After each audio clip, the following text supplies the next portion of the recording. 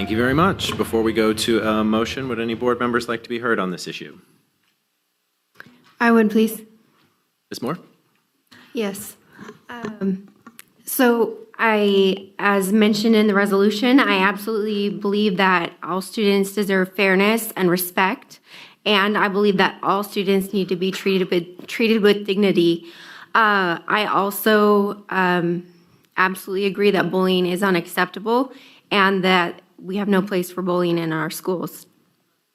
However, what bothers me about this particular resolution is I believe it's a false statement that we value families in regard to our transgender students, because I have seen many examples in instruction materials and books, previous communication to staff, and on our YDO website that indicates we do not value parent involvement regarding our transgender students. Students, regardless of their perceived identity, need to have their parents to help support them during challenging times in their lives. Counselors, teachers, and other staff are a temporary part of students' lives, but parents raise their children from the time they are infants and will be there for their children throughout their lives, far beyond their high school years.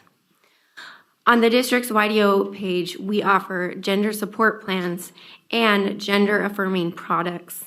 So I'm assuming that means, as one example, that we offer chest binders, which have many potential negative health implications, including skin irritation, chest pain, difficulty breathing, rib fractures, and potential damage to breast tissue. The fact that our district will socially transition a child is quite alarming. Socially transitioning leads down a dangerous road to possible premature physical transitioning, which includes puberty blockers, hormones, mastectomies, complete genital mutilation, and more.